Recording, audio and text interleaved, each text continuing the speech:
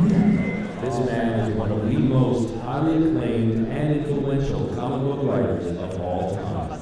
He truly is an advocate for growth, transformation, and for the power of ideas. Ladies and gentlemen, the true rock star of comics, Mr. Grant Morrison.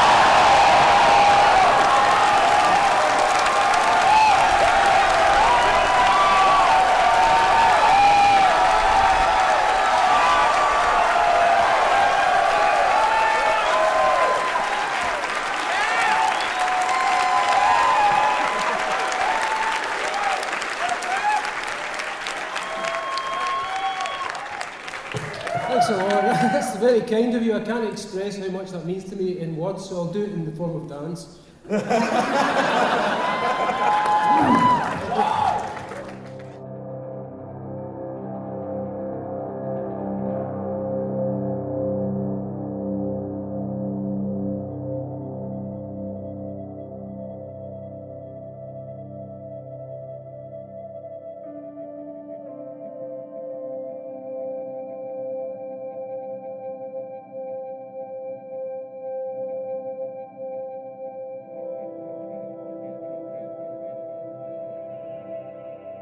To me, it just comes down to a very simple equation, is that life plus significance equals magic. Grant Morrison is the most popular and the most successful comic book writer of his generation, but he's also the most controversial. You know, he'd get involved in these adventures that just seemed so absurd and fictional almost. Art and writing are magical things. I don't know how much of it, what you hear about him is myth and what's reality. Everybody wants to hear the crazy stories about him. And maybe the guy walks around his house and like takes out the garbage in a silver suit, but I sort of doubt it. I'm not going there. The magic stuff. When you hang out with Grant, you just get like the fucking download. I went up to him drunk and in tears and basically told him that he had changed my life. And he does have the image, the glamour. Projects a certain aura. Because he's iconic, just visually. He's always had very strong interests in a lot of weird shit. When he shook my hand and he has these intense laser eyes and his big voice, I was just like, wow. It almost feels like he's above all of us, looking down at everything and can see the whole. We, as three-dimensional entities, were interacting with a two-dimensional plane. Grant's the only guy who knows how to draw hypertime on the back of a napkin. What you have to remember about Grant is that his greatest creation in a lot of ways is himself. So it's never going to be me, you'll never get it, you'll never know, and whatever you think I am, that's what I'm not.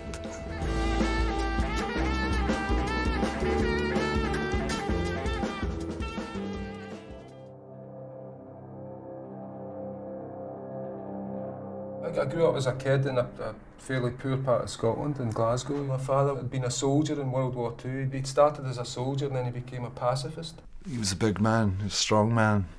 He had a moustache, looked a bit like Stalin. He was a character. But I'd been up at my grandmother's and one of the last steam trains that ever went on the rails in Scotland came roaring past me. My dad saw me rooted to the ground apparently from the window and ran down, scooped me up. And he said the terror that was on my face and the noise that I was experiencing is why he got really into the whole nuclear war thing, the whole disarmament thing, because he'd seen how frightened I was and the sound, and to him it was the sound of bombs, that he'd lived through in the war. He was a political man, he was very political, very driven, do you know what I mean, by the causes. My dad's stuff was all anti-nuclear nightmare brochures, pictures of cities burned out and screaming skeletons and nuclear fallout. Yeah, I was kind of used as a decoy when my dad would go in and he'd kick balls over fences and we'd climb in and he'd pretend that his son was looking for his ball while he would take photographs of these underground nuclear bases. So I saw some really strange stuff when I was a kid. It was like prisoner style things where you'd look down a long tunnel into a hillside and there's little men in carts driving past. Over here to our left, even though we can't really point the camera at it, is RNAS Coolport, which is the home of the Trident missile defence system. This is the place where my dad used to take me when he was doing all his protest stuff. And he actually got into the underground base right over there. And they had things like, they had everyone's coffin, cardboard coffins piled up on the wall. And it was the idea that when the nuclear war came, all the civil servants would have 4 minutes to rush to these hidden shelters And from there, they would sharpen their pencils and start the world up again. You know, it was insane, the idea that they even believed this could happen. But they actually had stacks of coffins, cardboard coffins that could be folded out, and they had everyone's names printed on them from the electoral register. So they were just waiting for us all to die.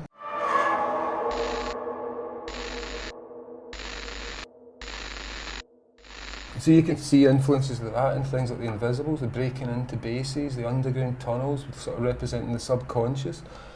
And that was my early life. He grew up during the height of the Cold War, and his parents were activists, and so the specter of the bomb was something that loomed large over his life and his creative career. Well, my father was getting arrested often for having these demonstrations of breaking into places. So we would have like the men in black turn up at the door, and they turned up one night and said to my dad that if they kept it up he would vanish and never be seen again. And as if to prove it, one of his friends was vanished and was never seen again. The guy got in a taxi one night and no one ever saw him ever again.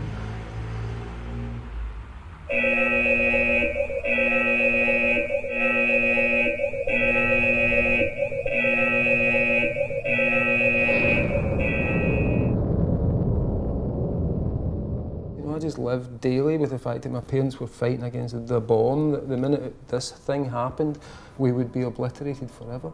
And for me, the big thing was discovering superhero comics, because suddenly in superhero comics, here were people who could stop the bomb. You know, Superman could take an atom bomb hit on the chest and just smile and shake it off.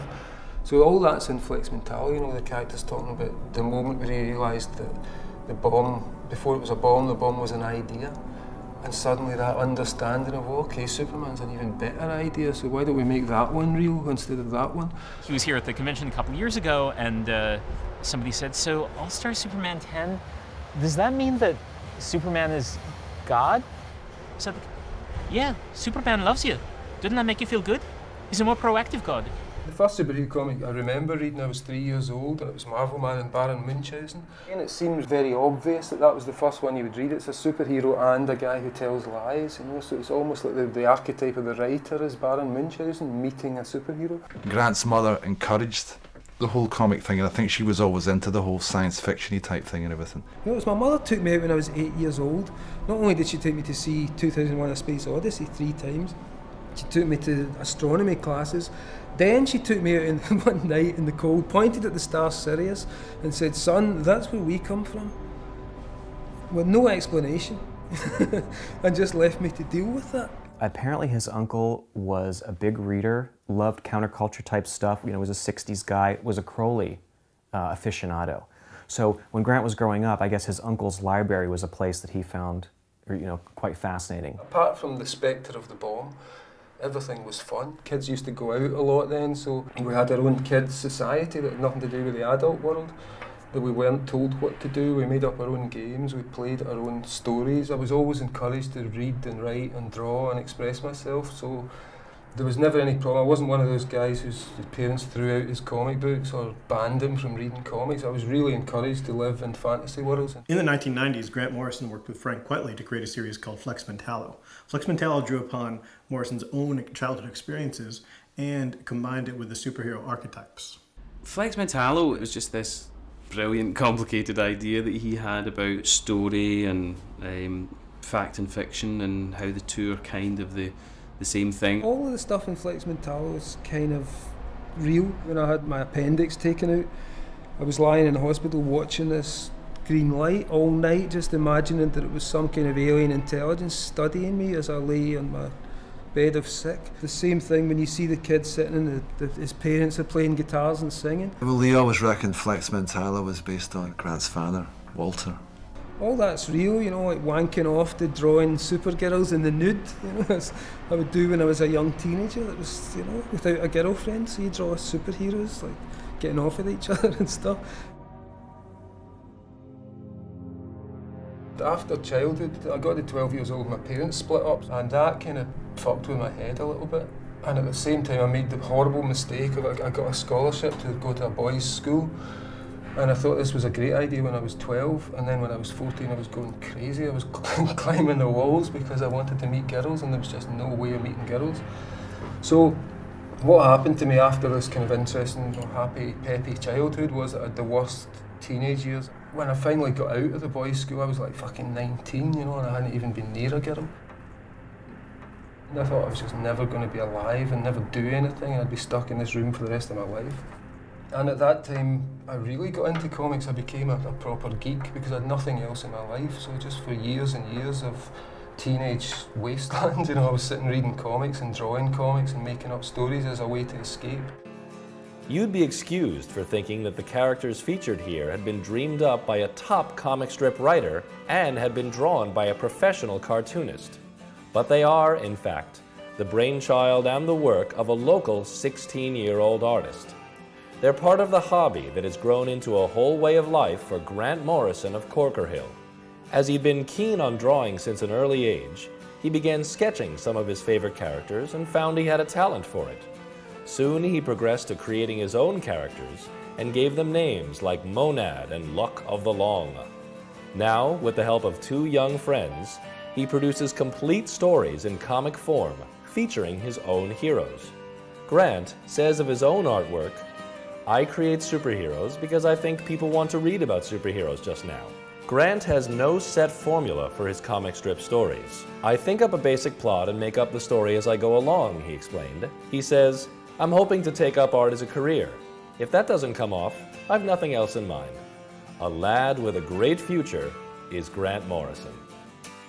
I wanted to go to art school, and that was like my big thing. I thought, at least if I get to art school, I'll meet people, I'll hang out and I'll have fun, and they just didn't let me into art school. And I got the rejection letter through, and just, that was like the end of the world for me back then. I just thought I was never getting out of the house, I was just going to be stuck in there forever.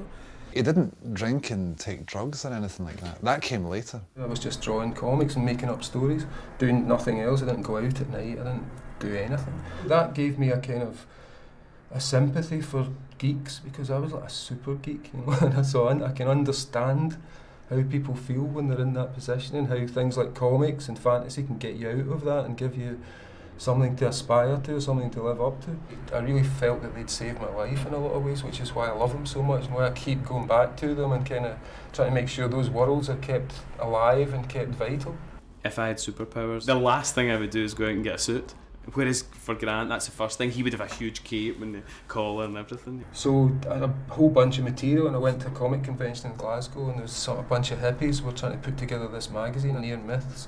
Grant Morrison's first published work was in 1978 in Near Myths, which was an anthology series. Morrison was only 17 at the time, and he was writing and drawing his own comics. In that anthology, he wrote and drew a character called Gideon Stargrave, who was a psychedelic dandy. That character would later reappear in Morrison's Invisibles as kind of an analog for Morrison himself. And it was just really weird, time travelling, you know, guys walking along haunted, desolate streets looking for ethereal girls. He seemed very quiet and shy, and to see the work being produced by a 19-year-old at that time, I think was impressive. And they hired me straight away and said, we'll give you £10 a page, and that just seemed like, you know, that was like a fortune for me. That was real proper money. In addition to comics, one of the things that Morrison's known for is his interest in magic, specifically chaos magic. The idea that by believing in something, you can make it real. And he'll talk about the rituals he'll perform, and then seeing if they produce results in the real world. And for Morrison, they have. You would look at things one way, but he would always look at them from some other abstract dimension, or imagine it this way. You know, I mean, he always had that.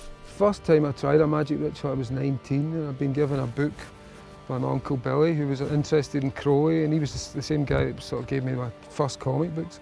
So he was a big formative influence. And I was kind of a disempowered kid, so I felt I wanted something that would give me some agency in the world, and magic seemed like a pretty cool thing to try out. First thing I did was a kind of invitation to magic. I just did this thing to, okay, let me in, I want to be part of this. I was really cynical, I don't believe any of this thought. I've never seen ghosts, I've never seen anything. My mother was quite witchy, she read tea leaves, but nothing of that seemed to have come through to me. I was just totally down-to-earth kid. I tried this ritual, I did the whole thing, I got the candles out, I did the magic words, I did the circle, I did the banishings and all that stuff. And I stopped and I went to bed, and then this thing happened when I was lying down. And right in front of me there was a kind of gravitational point in the air in the room which was drawing all the perspectives towards it as if there was a hole there or a crack. And there was the sense of black oil filling up the folds between the brain. I just freaked out and called on the gods of my mum and dad, you know, Jesus, they would get me out of this one. And the whole experience ended after a little bit. And then there was this vision of a lion's face which started to announce stuff.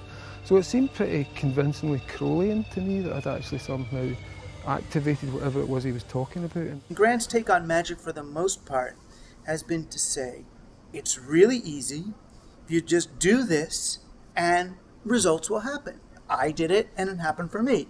And that's what I was interested in, the nuts and bolts of it, not whether it was an angel or a demon, because I don't believe in angels or demons, to tell the truth. I believe there are things that we can manifest as angels and demons or project onto, and really all magic is about is enchanting the apparent chaos or, you know, of ordinary matter around us with meaning. There's probably nobody on earth you want to learn more about magic or expanding your consciousness than Grant Morrison. That was my lifelong interest. I kept trying it out and doing things. It's just weird stuff you can't explain, but you look back at it and say, okay, something happens when you start on that path and you start thinking that way and you start doing these things.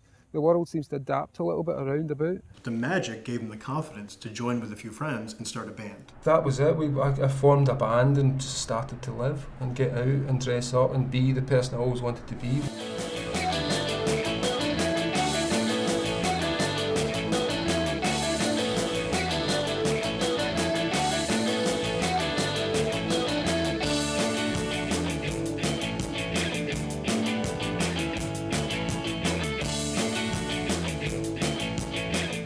It was kind of psychedelic, kind of garage rock and roll, about the Beatles and the Rolling Stones and just that kind of pebblesy, electric prunes. It's very 60s influence. I was into punk, I was into the Beatles. I grew my hair out like in Beatle hair. And I started wearing what now would be regarded as Austin Powers style clothes. The Gideon Stargrave character that's in The Invisibles, that was how I looked back then. I had one of those red military guardsman's jackets and the shades. Fairly kind of dandy-ish, in a kind of very skinny Oscar Wilde kind of way.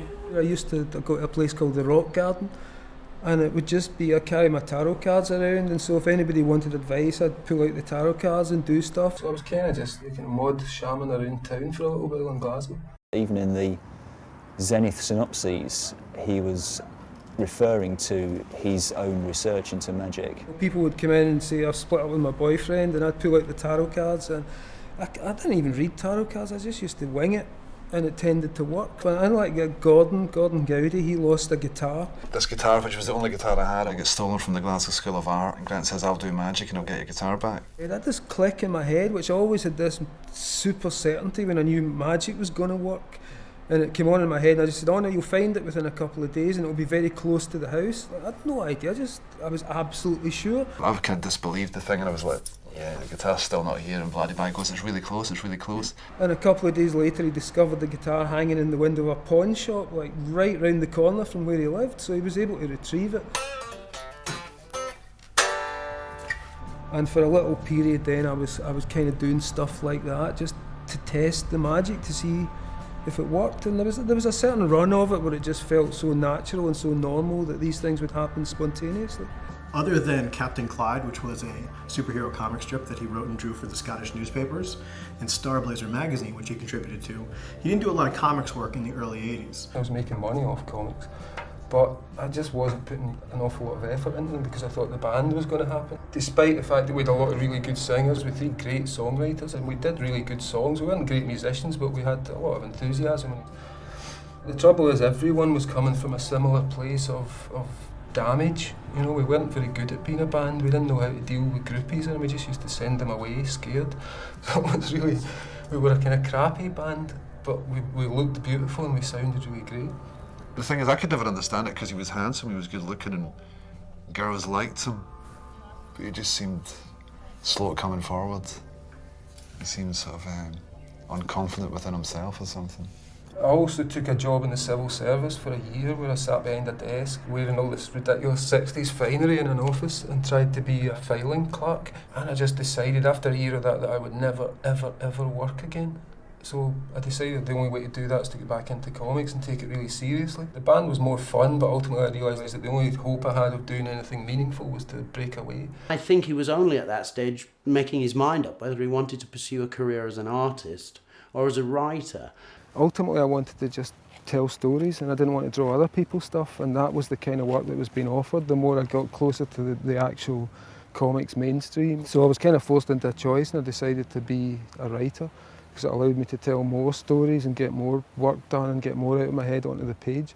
Fortunately, at the time, the magazine Warrior had just come out, which had Alan Moore's revival of Marvel Man and V for Vendetta. In the early to mid-'80s, when Morrison was away from comics, Alan Moore came into the picture, really changed the nature of comics. It took comics in a much darker, much more mature, much more adult direction. I remember reading V for Vendetta and thinking, this is what I wanted to do, this is the way comics should be. So one of the first things I did was go down to see Des Skin in London, the publisher of Warrior. He was such a quiet, unassuming kind of guy when he'd come into the office. He was more like a fan than a professional, you know, very, very shy, very timid seeming. But his work was the absolute opposite. It was totally out there, even his early stuff. And I'd taken this story, which was a kind of Kid Marvel Man spec script, and he bought it straight away. So again, it was a really good jump for me. And I thought it was a really nice little 5-pager. But Alan, like any creator, I guess, who owns material, didn't want anybody else touching his material. Then Alan Moore had it spiked and said it was never to be published. So thus began our slight antagonism that's persisted until this day. Alan Moore, he's very disdainful of the whole medium, except for the work he produces. Morrison tends to poke fun at that sort of thing. Alan kind of is at this pedestal, and Grant just has to poke at him. I kind of get that feeling sometimes. They asked me to continue Marvel Man because Moore had fallen out with everyone in the magazine and taken away his script. And they said, would you follow this up? And to me that was just like, oh my god, you know, the idea of getting to do Marvel Man, following Alan Moore. I'm the only person in the world who'd really do this right, and I was well up for it. So I didn't want to do it without Moore's permission, and I wrote to him and said, you know, they've asked me to do this, but obviously, you know, I really respect your work and I wouldn't want to mess anything up, but I don't want anyone else to do it and mess it up. And he sent me back this really weird letter, and I remember the opener just said, I don't want this to sound like the softly hissed tones of a mafia hitman, but back off. And the letter was all, but you can't do this, you know, we're much more popular than you, and if you do this, your career will be over. And it was really quite threatening, you know, so I didn't do it. But I ended up doing a little bit of work for Warrior. What I saw in his work was a almost fully formed, straight out of the box, professional comics writer. There wasn't the slightest hint of amateurishness in those scripts of his that I read. 2000 AD was the biggest magazine of the day in England. And he created the first superhero for 2000 AD, Zenith. And it was based on the idea of the superhero as pop star. And he created this, what ultimately became a 4-part saga that drew the attention of American publishers. DC started to recruit because Alan Moore's Swamp Thing had been very successful. They said they gave me a call, and it was one of those moments where I said, oh my god, DC Comics just phoned me.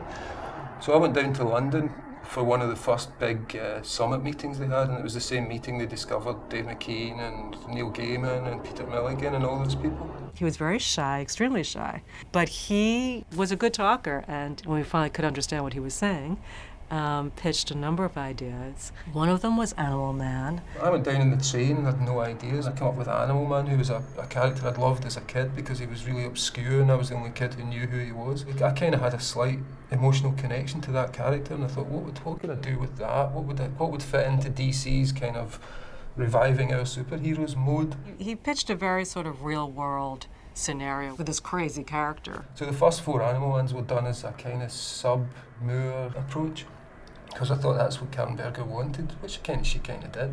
I first read Grant's work on Animal Man #1. I recognized the character from like Who's Who and stuff, and I read that first issue and I was blown away. That was like one of the best comics I'd ever read in my life. What happened was the first 4 issues were accepted. They took them on, then they said, we want you to develop this as a comic. So suddenly it became a lot more real, and I didn't want to just follow that same path. So instead of taking superheroes and making them more like the real world, which was the Alan Moore approach, he takes the comic book world and overlaps it with our world and tries to bring our reality towards the comic book reality. I didn't think it was right for superheroes to be burdened with real world problems. I was more interested in going into their world. I wanted to find out what it was like in there, where the sky was always blue, where everything was primary coloured, where time was represented by boxes and you could cut between one moment and 10 years over the space of a gutter.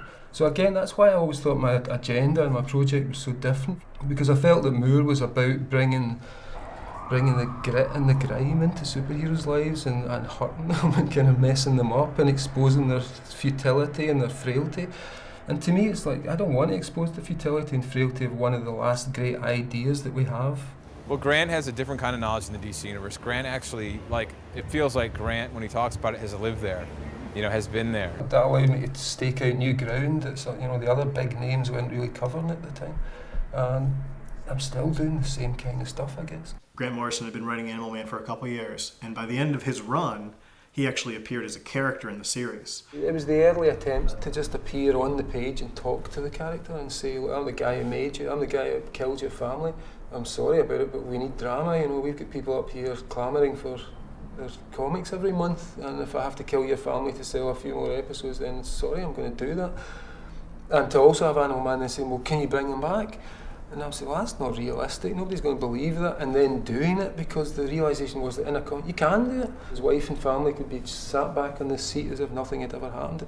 Only in fiction is that possible. You can break the rules of physics and time and space and life and death, and that's quite profound. I felt like when the Beatles first discovered hallucinogenic drugs, and then it blew my mind and changed my concept of what you could do in superhero comics. What's really interesting is the fact that these long-running universes have a weight and a reality of their own, which is bigger than mine. I wasn't alive when Superman was having his first adventures. I'll be dead and he'll still be having adventures. So there's a certain element of that continuum we've created which is much more real than the one we live in. The process back in the 80s and in those days was just, it was easier because I didn't have so much work. Animal Man or Doom Patrol, I had an entire month to write those comic books, and I used to spend an entire month doing it. So a great part of the day was me just walking about the streets and going up and down the canal and having vague, romantic thoughts. Looking at things around you and thinking about how they got there, how they're made, thinking about how everything is the way it is and how you fit into it. And it was a way of kind of enchanting the landscape. And as the walk goes on, you try to lose yourself in it. You try to almost forget where you are until the stream of information becomes almost unconscious.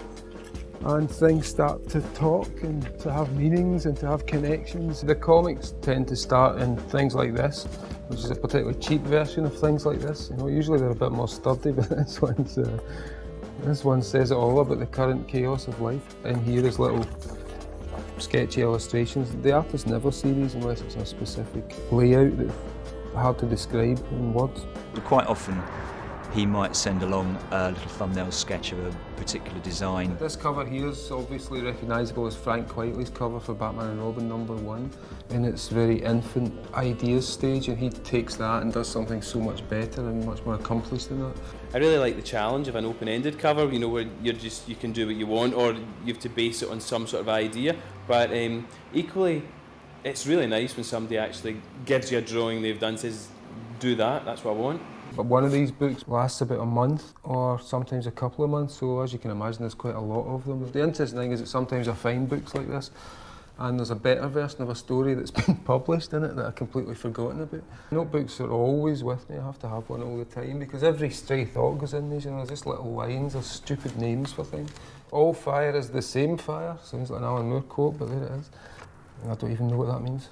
A black mask, renegade costume, could be anything, Once you get past having written one of these, you've no idea what you were talking about when you look back at them.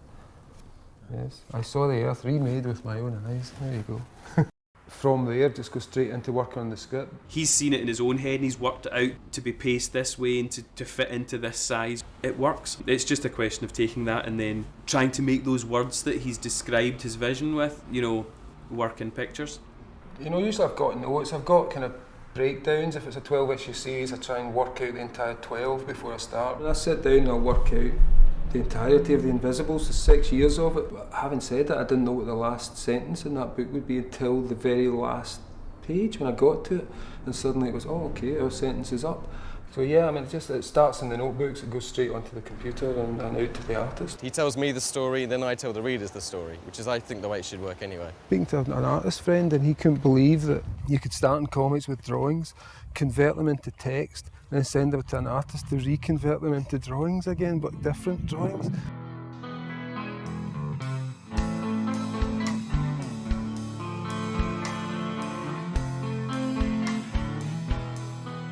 After Animal Man in the late 1980s, Morrison gained more prominence. When he would show up to conventions or in articles about him, he began to develop his reputation as an oddball, as someone who was different, as someone who was writing comics that maybe didn't quite make sense. You're the weird one, Pigeonhole. It's such an easy, cheap pin to put on somebody. Back in the day, I used to go to these comic conventions and I couldn't identify with the people in comics. But I think Grant liked having somebody with him in a way to draw the attention off him back then. He turned up at one comic convention with Adamant. He wore like a cap, leather cap, sideburns, dark hair, little rose-tinted glasses. I've previously described him as looking like a negative zone Andy Warhol.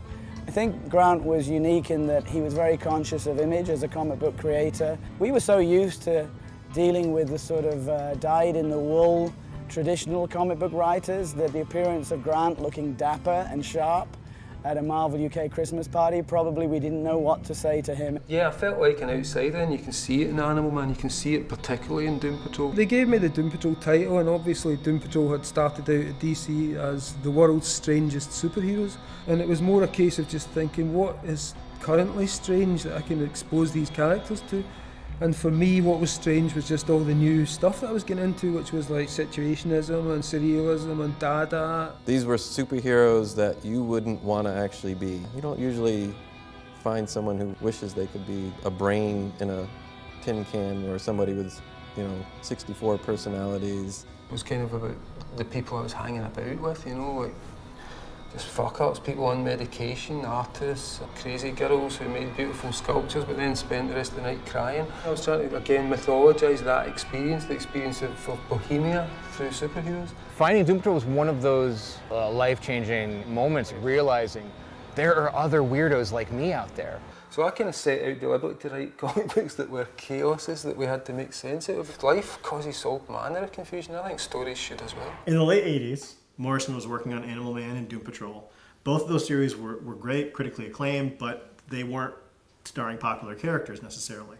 But then he comes out with Arkham Asylum, which features Batman. A friend of mine and I had been thinking about and talking about, just if imagine you got to do Batman, this is what we would do. It's not sitting there relying on being this pulpy action thing. That's what most people expect out of Batman, and here he's giving you this psychological drama. But it got published just at the time that Tim Burton's Batman movie was coming out, and so the sales in this thing were immense. I still remember calling Grant and Dave up and telling them what their royalty check was. And she just said, "You're rich." That was the first thing she said.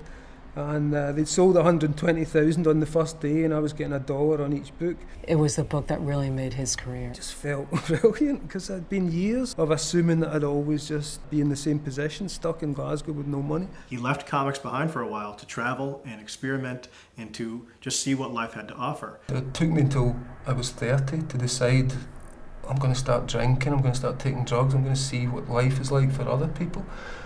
And so my whole life kind of blew apart, and I split up from the girl I was with and started doing all this other stuff. And when he broke with Judy and he went around the world and stuff like that, that's when he changed. That's when I noticed the change in him.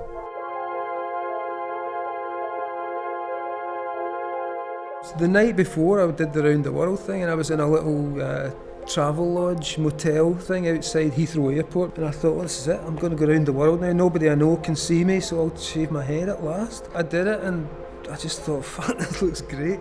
The writer that I met in 1985 was far quieter, less outgoing, less sure of himself, I think. From being like the Doom Patrol, where I felt like a real outsider and no one understood me, suddenly I was travelling around the world, flying to San Francisco to meet people that seemed interesting, or suddenly I was going to fetish clubs. And I'd done things I didn't think I could do. If I'd imagined them back home, I'd never have left home because it was too scary or too weird, but being in those situations, I found that I could deal with them, and it just made me feel bigger and more expansive and more capable of doing more things that I hadn't done before. He really, came out of his shell. what was it Rambo called it, the complete and systematic derangement of the senses. That was my goal at the time, to see how close I could get to the complete and systematic derangement of the senses. It was always done in these ridiculous experiments for me, so when I decided to see what drink was like, I bought a whole bunch of different drinks, starting off with really cheap cider and then working my way up to champagne. And every day I would just pour a pint and drink the pint, which was nuts, you know. So I thought, okay, what's cider like? Pint.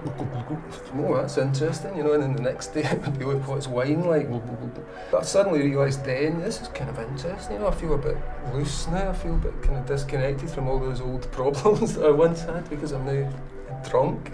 And then with a couple of friends, we got into the whole magic mushrooms thing for a few years. And there's a little bit of that in Doom Patrol, the stuff about the insect mesh and that, the other planet stuff is all magic mushroom trips. He said, there's this most beautiful place we have to show you. Me and my friend Ulrich took her up the mountain where we used to harvest our mushrooms.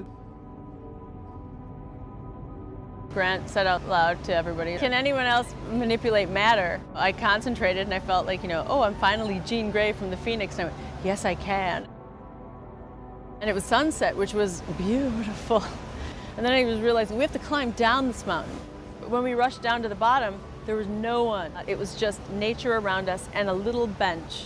And Grant said, you know what's happened?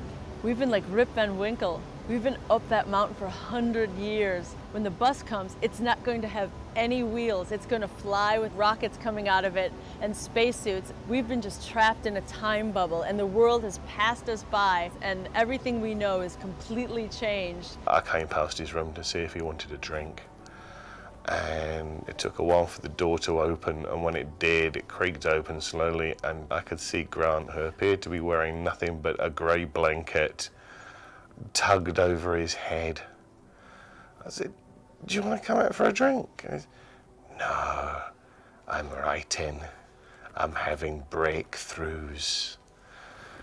And then the door closed again, and the thing is, I didn't see him touch it. It just closed all on its own. He's making that bit up. I should add to these stories rather than debunk them, but I'm trying to tell the truth. He had a kind of reputation for being mischievous, shall we say, in his work and socially. So I just started going out dancing and doing lots of stuff that I hadn't done before. And that became kind of the meat of the comics. Back early in the 90s I was doing the whole tranny thing and going out and dressing like that just to see what that would be like. If I'd gone over the edge as much as him, I'd be institutionalized. I'd be gone. You know, when I talked about the first demon or angelic experience, it came across as a very slight visual distortions. On drugs, you had the demon in the room, you know, with its multiple heads, 10 tails and flailing barbs. In 1993, I went on a tour for some of the early Vertigo stuff. I was there with Steve Yo and Jill Thompson. And we went along to the 50 years of LSD celebrations, which were going on in San Francisco that night. Someone said, you guys want to go to this rave tonight? Dance and dance and dance, you can feel the music. Just having a good time, really. And suddenly out of this night came, hey, let's do a comic together. Come on, let's save the world. So I tried to come up with something that encompassed all the stuff that interested me, the fashion, the music, the mythology, the counterculture stuff. But something like The Invisibles is the ritual, it is the spell. The Invisibles was a sci-fi kind of dimension-hopping super spy conspiracy thriller that was heavily influenced by his own life. The comic to me is real, so my interaction with The Invisibles was very literal, and for me I had to become a character in order to write about those things. He puts himself into the comic book Invisibles as the character King Mob, this ultra-sexual, ultra-powerful avatar for Grant. The things in The Invisibles are all based on real experiences. Made myself look like the lead character. I started to go to places he would go to and hang out with people that he would meet. The way that he connected what felt like was happening in the zeitgeist and what was happening day to day in the 90s to such a giant science fiction story made it feel like it was a story about your life. As Morrison was writing The Invisibles, he practiced a basic form of magic called the sigil, and he actually taught his readers in the letters page how to perform sigils. And it's a really good entry into magic because it's very simple. So I picked up on it because it seemed to be something that worked. To construct a simple sigil, write down your desire in the form of a sentence, then take out the repeated letters, take out the vowels, and you'll be left with a string of consonants. Then take those consonants and rearrange them and mash them together until you've got something which doesn't look like your original sentence, which is its own little glyph. The idea is that you activate the sigil, and that's where it gets to be fun. Look at that sigil, meditate on it, and masturbate. While you're staring at the sigil and at the peak, pour all your concentration into it, and hopefully and generally you will find that the thing you wanted will slowly enter your life. He says something and then somehow events align themselves to make it what he's after. I used to just do them to meet people and to kind of get off with girls. Cured a couple of friends of herpes by using the sigil. The notion was in the Invisibles to extend the sigil concept into areas of plot and narrative. When I started the sigil that became the Invisibles, I did it by doing a bungee jump from a bridge in New Zealand. It was the way of charging the sigil using absolute terror, because it was absolutely terrifying until the moment we actually jump, and then it becomes ecstatic. If you make something that gets seen by a whole lot of people, you can impose your ideology on them. You can bring that idea into the world, and that is making magic. I hate stories that are just stories. I can't relate to stories that are just somebody's making something up. I like a story that's actually meaningful, that's coming out of life or coming out of an emotion or has some weight behind it. The boundary between the imaginary or the supposed and the real was going to become much more permeable. A lot of people like to characterise Grant as a space case and a nutter.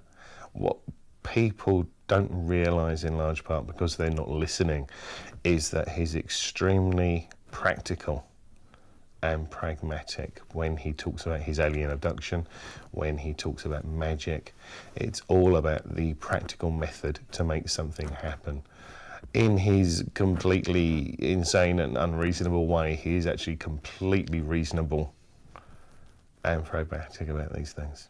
As he was starting to write The Invisibles, Morrison traveled to Kathmandu, and he had a completely transformative experience, something that he later termed an alien abduction. There was the stairs there, which was 365 steps, and if you could climb them on one breath, then you were guaranteed enlightenment. We got some tickets for Kathmandu and left, and we did the thing, so we ran up the stairs, no problem. So we figured that's it, enlightened in this life. The job is done. A couple of days later, I was sitting on the top of the Vajra Hotel. I was actually writing the instructions for the Invisibles when the experience happened. There is a break that says, shit, I've just gone away and the most profound experience of my life has happened. But the temple began to look like a machine. So it was pumping this spiritual energy, and it was getting quite profound. These things came out of the wall, like these silvery blob guys were saying, where do you want to go? And the first thing I could think of was Alpha Centauri. And suddenly there was this collapsing Stargate kind of effect, and I wasn't in my body anymore. There was 3 suns. There was a planet that was kind of blue and green. So they said, right, we're going to take you off the surface of the space-time continuum now. Ready for this one? And I got peeled off 4 dimensions of space and time. They said, we'll show you what's going on. What we do is we create universes, because only in time can you grow things. Things here are eternal, so we can't make new ones unless we build time. In the second to last Invisibles, we see Jack walking along, leaving a trail of after images that's him through time, stretching back all the way through his life. Pull out further and you see every single human life represented this way, not only in the present, but in the past. We pull even further back, and now we're outside of time.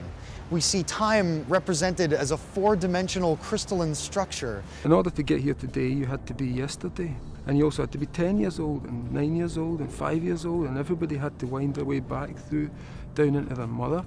And then the mother winds her way back into her mother, and the whole thing connects as one continuous activity. And I spent the 6 years afterwards trying to probe what that meant and what had just happened, what was going on in my brains, through the Invisibles. When he's talking about alien abduction, it's more of a metaphor of an awakening, of an awareness, of a sense of the layers of reality. And I think that's the same experience that we can get from reading his comics. Grant writes very basic comic book scripts. In terms of format and structure, they're really no different than any other comic script. I think people expect them to be these sort of insane missives on the world and the world that he lives in, and they're really not. They're very sort of structured, formal scripts. What makes a Grant script different is what he's asking people to draw. My reactions when I get a new Grant Morrison script, my reaction upon first reading it is oh my God, how am I gonna do this? Oh my God, how am I gonna draw this? It's like trying to draw a sunset or something like that. You can't capture all of the different aspects or the other sensory inputs. I guess if there's a difference in Grant scripts, there's just so much information. I often would just write him and make sure I had the important points in there so that I didn't miss anything. He would say the character opens the door and there's a blob of mirror matter behind it. He wouldn't put the character opens the door to see the most amazing sight ever. You know, mirror matter, exclamation mark, exclamation mark. He was very matter-of-fact about it. Nowadays, Morrison has close collaborations with people like Frank Quitely and J.H. Williams. It was important for me to talk to him, and so we just started having conversations over the phone. And I remember him talking to me about conversations with the characters. When it flows, I hear them talking, and they're talking and they're saying what they're saying it in their voices. When I don't hear that, I have to reconstruct it just as a writer, using writerly tools. I don't think anybody would ever know the difference, but for me it's not as good as when you start to hear, oh God, there's Scott Summers, and it sounds just like Scott Summers. Quick, write that down. Other artists just get the Morrison script and then do their own thing with it. Some people I speak to quite a lot, like Frank Quitely. We live nearby and we're friends. We three, I think, it's the most collaborative in terms of actually you breathing down my neck and telling me that it's not different enough, and it's not good enough, and it's not new enough. Other guys, I just trust them so much, like Cameron Stewart, he's brilliant. I hardly ever get in touch with him. I feel terrible. I should get more in touch with Cameron. The only contact I have is generally through email, and even then, it's not usually with Grant himself, it's with his wife, Kristen. I want to be able to trust my co-pilot to work well. And I don't want to be hanging over the shoulder or be in control. I actually never speak with Grant while I'm working on his books. I like to kind of reinforce the mystery of it. Maybe he's too busy communing with like kind of forces of the universe to kind of like start typing on a MacBook or whatever. How you doing? I'll just say hello to you for 5 seconds. Yeah, another 5 seconds. We'll meet each other next year. I'd never tell him to change anything, even if it's wrong. The mistakes are as cool to me as the things that work. I think when he's working on the corporate trademarks, the big Marvel characters, the big DC characters that he works on, he has a responsibility to those trademarks and to that corporation, obviously. So those works are not as transgressive as perhaps his other work, his more personal work is. But still, these ideas do get smuggled in. You have to look at Grant's work as like it's a bullet with a candy coating. You know what I mean? It's the kind of thing that a kid can read it, and their parents will never be the wiser that their kid's getting their mind good and fucked. I really thought I wouldn't do superheroes again. I just wanted to do The Invisibles and things like it. But I got a real yearning for it. JLA was a very strange book in that basically DC Comics gave Grant Morrison a man known for more introspective, weirder projects, and they kind of gave him the keys to all their biggest cars. I'm a headliner, closing the show. I'm the realest. Coffee. And with Justice League, I just thought, I want to just do a big old superhero comic the way I think they should be done, like huge ideas, imagination. Let's throw out all this stupid dark stuff and the realism of it. So they kind of came in, here's Batman, here's Superman, here's Wonder Woman. Pretty much the first time that they've been put all together with a major comic book writer. Do you know, at the time I was like tripping out my box most days, so I was getting a lot of really good ideas for superhero stories. The Invisibles was quite intensive work and it was very involving. Justice League, I could just go away and cleanse my palate with some crazy stories that would allow me to play with my favourite toys and giant beasts and hyperdimensional entities and all the things I were into, but taking down the level into the idea of the adventure story. I remember he'd get involved in these adventures that just seemed so absurd and fictional almost. If I wanted to write about voodoo, I wasn't just going to read a bunch of books. I would have to interact with voodoo lore to see how it felt, so that I could do it in a way that was actually honest. By mistake, this one night I found myself in the palace of the Scorpion gods, and it was horrible, just these big things with kind of human faces on bodies.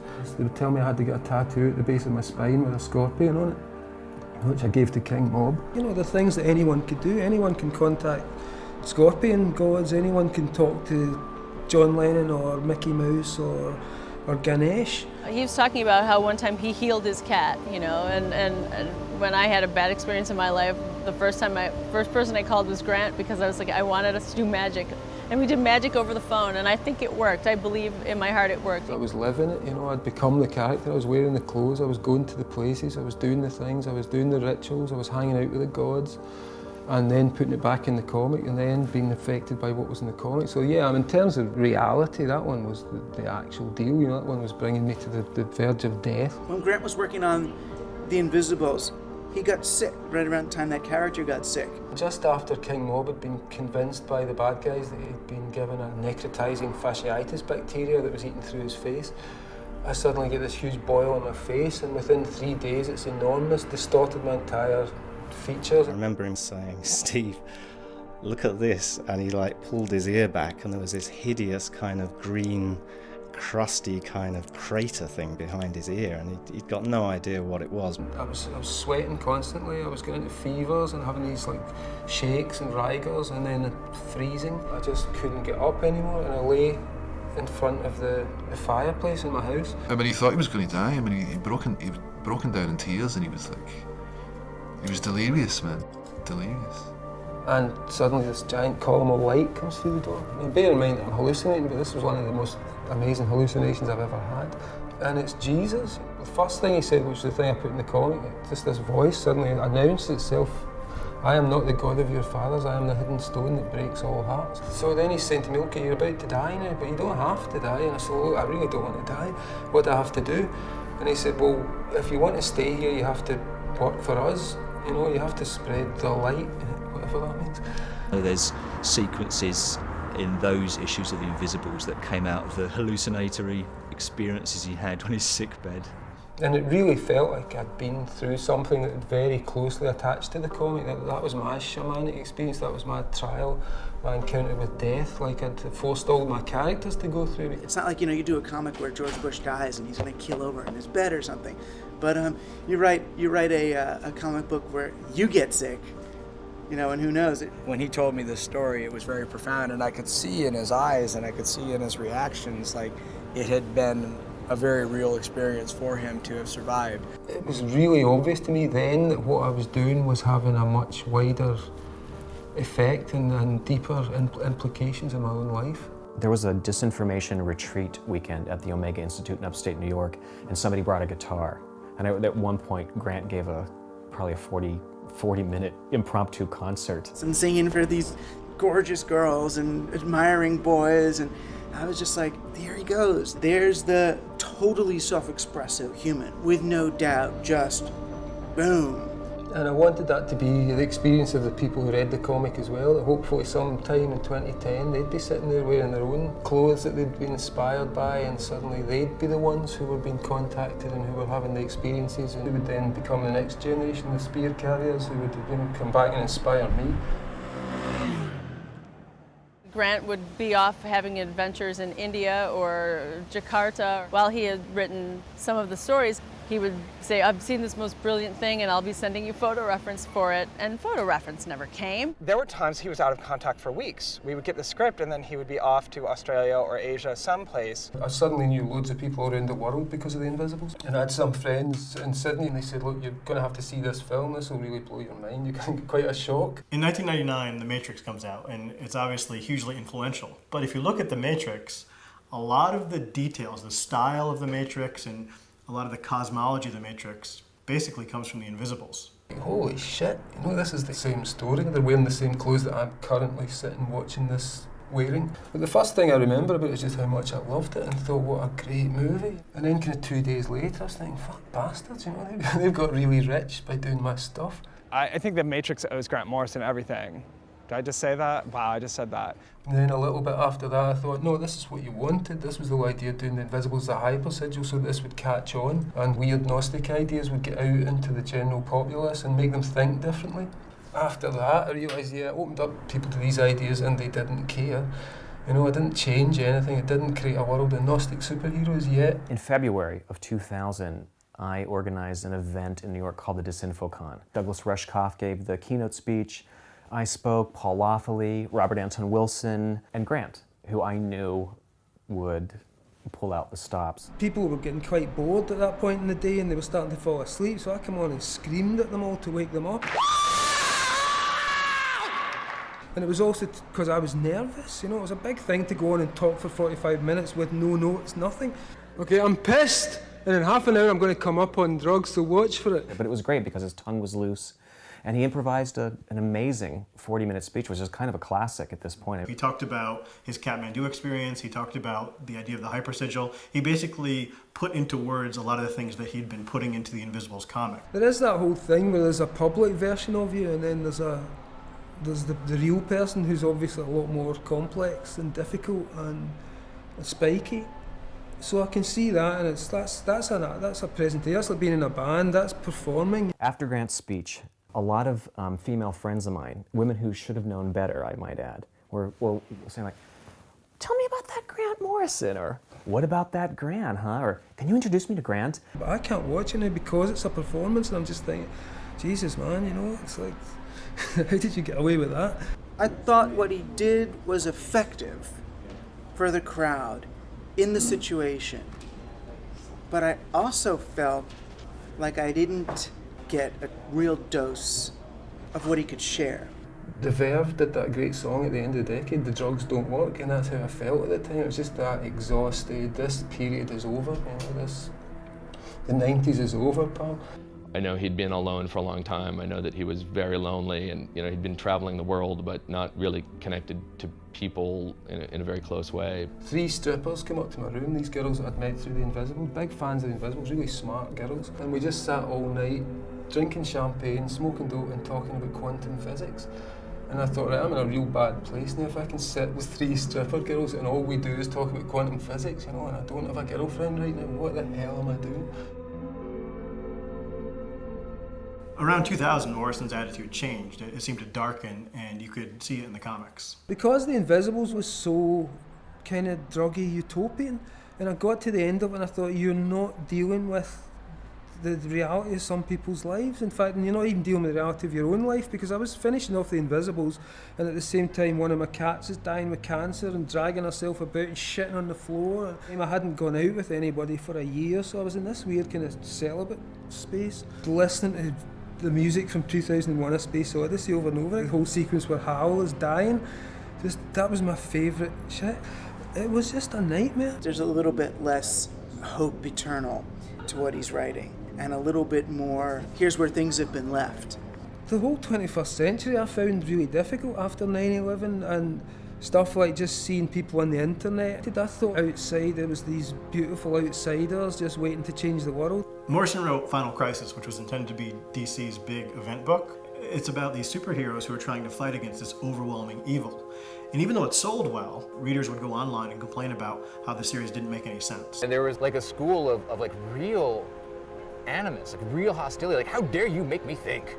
You know, I wanted them to be saved, I wanted everybody to be star children, and suddenly I saw the ugly, yawping faces, and it was such a downer, such a terrible downer. I'm a super fan of Final Crisis. People complain that it's super fragmented and you can't tell what's going on, but I think the feeling of like if the entire dimension had been invaded, nobody would know what was going on. Shit would be moving really fast.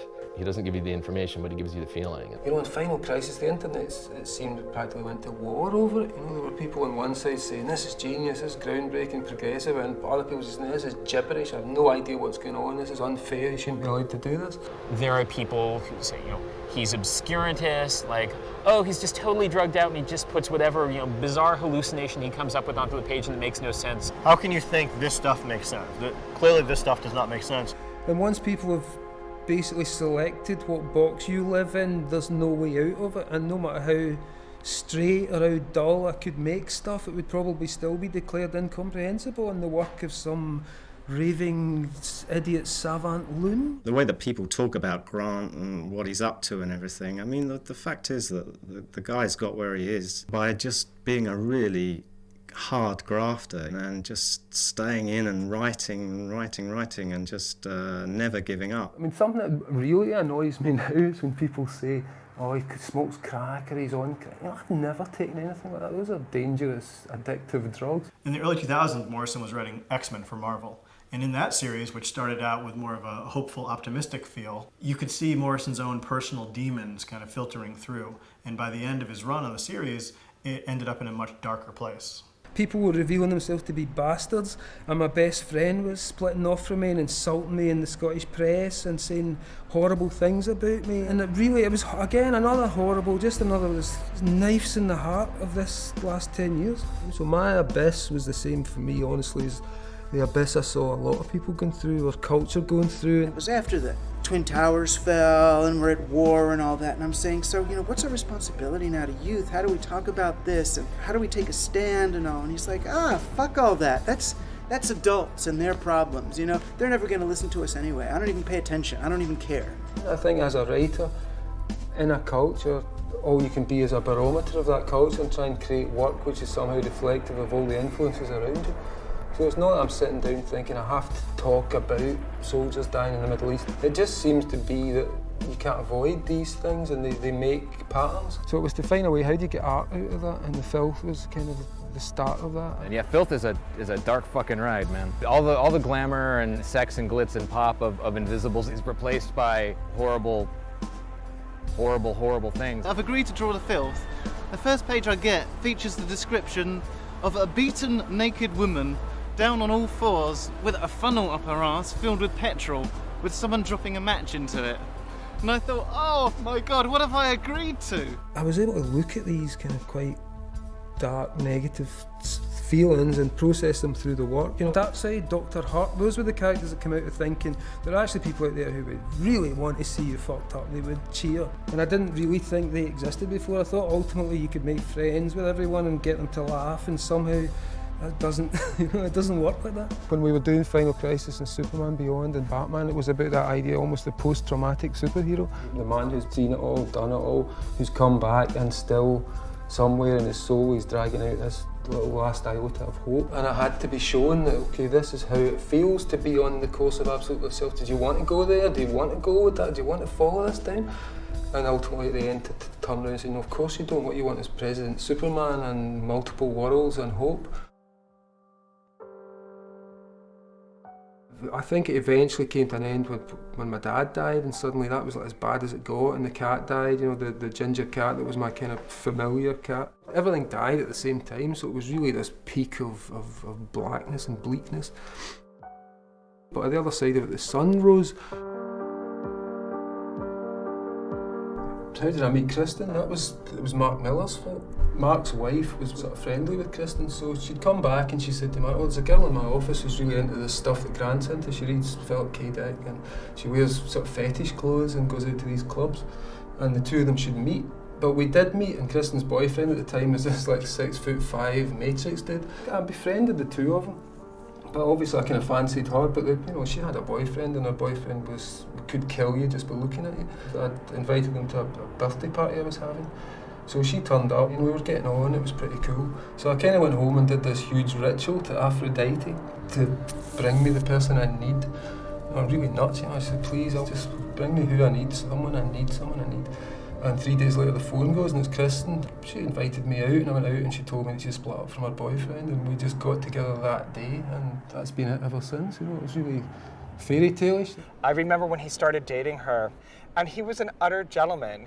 He would hold her hand while they walked down the streets. He would open doors for her, and it was a very different image of Grant Morrison than I'd ever experienced. It was not this fantastic forward-thinking auteur. It was kind of like a boy from Scotland with his girlfriend, and I just found that so adorable. She doesn't like the idea that maybe she was conjured into being, but it's just, it's the synchronicity highway. That's how things work. You do things, you don't know how they're going to work out, but obviously the strands of our getting on with each other and being friendly had eventually led to this. Well, in a way, he got married to his manager, or he let his wife be his manager, depending on how you look at it. And it's a really interesting interdependency. He's created a kind of a support matrix around himself to sort of support this after the age when it takes care of itself. With a lot of creative people, they tend to drift. Kristen is a rock. She's the business side, he's the creative side. It's a great It's a great melding, and she understands comics and loves comics. I think there's something like really healthy about it. I think she probably works very hard because he's such an eccentric, but I think it works for them. The reason I was able to write The Filth is because once I met Kristen, I was able to go to the places that were really scary because I felt very secure. I felt pretty upbeat. It's quite, oh, that's okay, you know, okay, I can deal with that. Because they're real. They're as real as the dreamy utopian other worlds. The Filth was just about a guy who's a fuck up and is falling apart and his life's collapsing around about him, but the way that looks in his own head is this magnificent structure. If you live in a bad situation, then ennoble it with your imagination. Find even in the cat's shit beauty and magic, because imagination can turn a hovel into a palace. I guess over the years he's probably become more calm and mellow than he was when he was younger. I think he just has a more mature way of getting his point across now, both socially and with his work. The idea was transcendental materialism would be to say, okay, you guys, if you don't believe in magic, let's just talk about what science says is factual. And in all of those factual things, you will find gaps that are so immense and psychedelic and bizarre and weird that it's much more interesting. And we don't need the supernatural. We can actually do magic purely using the nuts and bolts and the concrete elements of the world that we live in. It's the stuff your friends can't say, oh, you're only tripping. No, you're not only tripping. We came out of a star, we came out of a big bang that's still happening. Everything became magic and everything flowed in a very different way and it was a lot more grounded.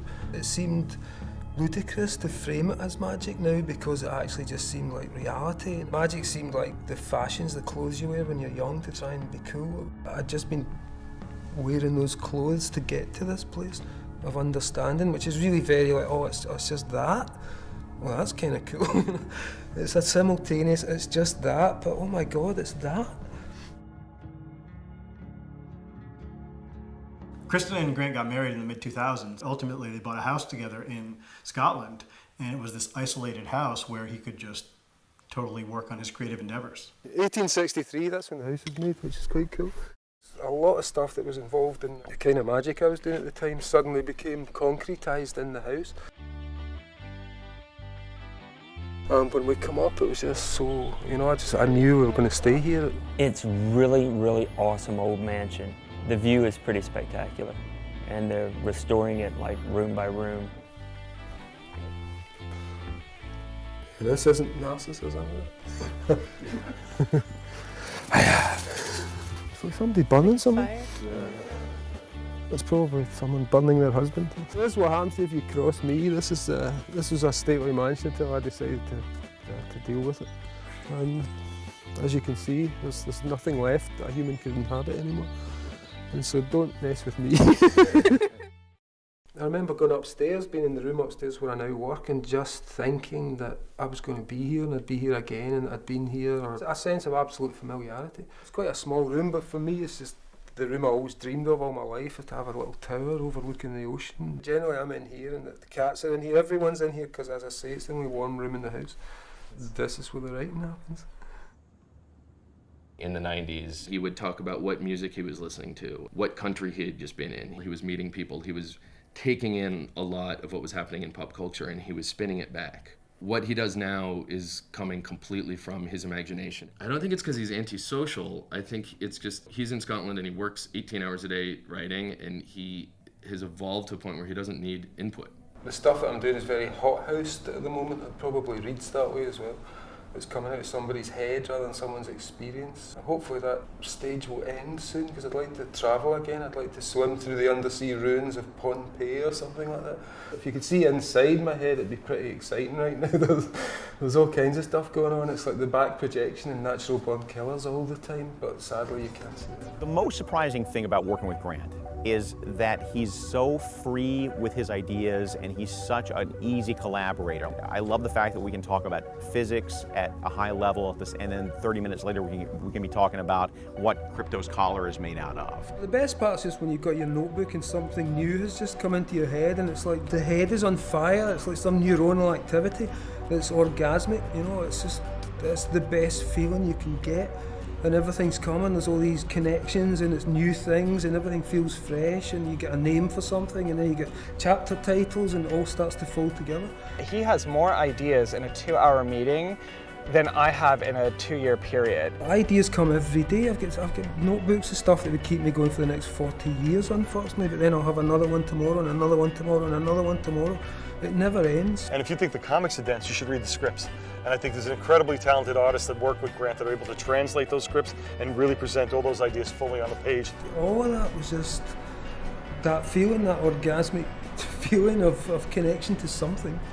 My wife and I are emergency doctors, and she'll tell you this is how I unwind after working. So. Well, brilliant. I'm glad to help. No, it's great, man. It's I'm sure you need it after all that. In the early 90s, we all knew the internet, something was happening. And there was that sense of incipient revolution or renaissance in his work. And now there's much more acceptance that we've been through something, rather than that we're about to go through something. We're now being promised every day the ecology will have collapsed in 50 years, there'll be no tigers left, there'll be, most of the species on the planet will be gone. When you've been told there's nothing left and your species is a bunch of useless bastards who don't deserve anything but extinction, suddenly the superheroes are there to say, no, listen, remember you made us. We're your last crude attempts to imagine where it might go right. And I felt as though there was something in Grant where he wasn't accepting the darkness of the universe, but I think when you talk to him a little bit more, he's racked with the horror of the cosmos. Grant's solution to that was the universe is a cold, empty, miserable place, but in defiance of all of that, the most rebellious thing that you can do is to be happy. So I'd like to think now we're actually rehearsing something good. We're actually trying to think, what's the best in us? What does it look like? How does it behave? What is the superhero? Because we invented it. It's something we wanted, so what's its use? His work on Superman redefine the character to some extent. In All-Star Superman, he presents in 12 issues sort of the definitive Superman story. Grant and I were talking seriously about taking over the Superman books, and we had been approached by DC for our ideas. And we're talking about going, how do we do this Superman stuff? It's just really, it's so big, it's so hard, how do we get this? And suddenly we looked up and there's this guy walking across the tracks in a Superman costume. And it's a pitch-perfect Superman costume, and he looks like he just walked off the comics page. I'm not talking about some ratty velour costume with padded muscles. This guy looked the part. We've got to talk to this guy. This is the shamanic moment. This is the message from the universe. And he was just sitting there, posed much like on the cover of All-Star Superman #1, just sort of one leg up casually, just sitting there on a rock. It was just the cape was kind of draped and it was just like really relaxed. Look at this guy. And I'd always thought of Superman as being posed and being constantly stiff and kind of statuesque, and to see the way the cape was draped and the way he just had one knee up and he was kind of leaning on it. And Grant just started asking him questions about what it's like to be Superman. And the guy, in character, completely in character, just had a conversation. So I would say to him, so how do you feel about Batman? And he'd think for a bit and goes, well, Batman doesn't really see the light in people like I do. And he would be really serious then about how do you feel about Lois Lane, and he would talk about his relationship with Lois. And I'm just sitting there noting stuff down. So I always tend to see that as a kind of shamanic vision of Superman that came at exactly the right time and kind of informed the whole of what went into All-Star. The sun goes down into darkness and rises again. That's the basic concept of the magical journey. And the sun for me in the work was an All-Star Superman, which is based on an old concept of our sun and kind of exalting that as an inner strength. So there was that, and it was the feeling of, okay, I'm in this kind of mature position. Superman's starting to get closer to me. Superman's the peak of the superhero comics, the original, the daddy of them all. So there's this dad stuff going on. He talked about the way you would feel if you met Superman, because it would be a bit like a god, a bit like a dad, a bit like a celebrity. We met Robbie Williams, the singer. He's the biggest singer on the planet. And I thought it was really interesting to be that close to a golden human, and almost godlike. I'd never met anybody like this, an actual star who when they come into your house you feel as if you've taken a drug just by them sitting there. And yet at the same time he's just an ordinary guy trying to deal with his life. It was exploring that theme again about the importance of story and what story actually means and how story can be very real because of the way it affects us. Suddenly I was writing about something that meant something to me, and I could also talk about Superman's father dying, and the whole Jonathan Kent thing, or Jor-El, the idea of losing a world or losing your father, of living up to your father's inspirations. The whole book became about that stuff, and I think that gave it its strength and its spine and the kind of the resonances that it has, and it's what makes it a real book about real things rather than just a superhero slugfest. The consciousness of the reader comes in, and there's this hologram is formed between the creator, the reader, with a comic book in the middle, and the thing comes to life, to the point where people can sit with tears streaming down their eyes at We 3 when there's nothing there except ink and paper. I cried at the end of We 3. Like, I'm sitting there sobbing over this comic book, this graphic novel. I'm crying on the pages. That happens because I'm sitting writing it with tears streaming down my eyes, and somehow that's communicated. Just you, there's no one in the world like you, so let's see what you see and what comes out through your head. It's okay to mess up sometimes. Yeah, it's good to mess up. Sometimes when you mess up, you find new things and new ways to work. You got that? All right, what do you say? Yeah, anytime. And we've shared a few adventures. A few adventures. Anything could be said on camera? Sadly, no. Maybe when we're much older. Shortly before I die. But I won't care what people think. Hopefully you'll be dead before me. I don't mean hopefully for everybody else, just for myself. I'll try my best. As long as I can be allowed to do them, I'm going to keep doing them, because they let me do anything I want in comics, which is really rare these days. It's very hard to be able to absolutely express yourself in the way you want. And I remember he came to Comic-Con, and he's being escorted around by 2 security guards, and then him and his wife, and there's like 300 people lined up to get their book signed from him. And we met up at the DC party that night, and he's just like, oh fuck man, it's like out of control. It's like really, it's gotten big. Yeah, when you're young, you can be a girl, you can be a guy, you can be a clown, you can be a freak, you can be cool, you can be. The older you get, you kind of get forced into just being who you are, which is someone hurtling on their way to the grave. So I don't know, I mean, it's just the next one's whatever the next one is, whatever next big change happens. I'd like after this phase maybe to go a bit crazy again, or I'll go completely mental. I've lost faith along the way. There have been times where I think, all right, that's it. Now he's off the reservation and he's never coming back, and he never fails to stick a landing. Or, if anything else, fail more brilliantly than anyone else can, and I'd rather read interesting failures than boring, easy successes. I've gone back to being optimistic, yeah. I mean, in a sense, things feeling better. It might just be me, and I'm seeing the best in the world now that I'm feeling a little bit better.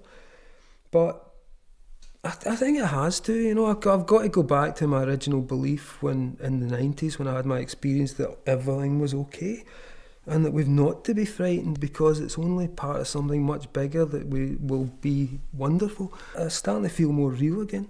To believe that things are going to get better and that we will participate in things getting better is not to hand over to some father from the sky. I don't believe there's any father from the sky. I believe it's just us about to become something else. And if there's anything else out there, they're not fathers, they're not mothers, they're some other fucking weird thing that is, as I've tried to describe in the past, but can't. And I'd really rather ultimately just say that all I've got to offer is that I'm a witness to the events of my life. That's all I know. I know fuck all else. No, why would I tell stories? All I've got is the truth in this world. To say this happened to me, what do you think that means? Because it happened, I saw the demon, I did that and this happened. I'm not lying, this isn't getting me money, I've got money, I'm doing well. In fact, if I shut up, I would be less, I'd have less crap thrown at me. But part of the experience I had was the compulsion to tell everybody. Because you come back, you've got to come back and say, look, what if this is? What if I'm right and the world isn't dying and it's actually just about to be born? So all I can offer is to say, I'm witnessing this shit. I did this. You could do this. Tell me what happened to you. Because if it's the same thing that happened to me, then we're onto something.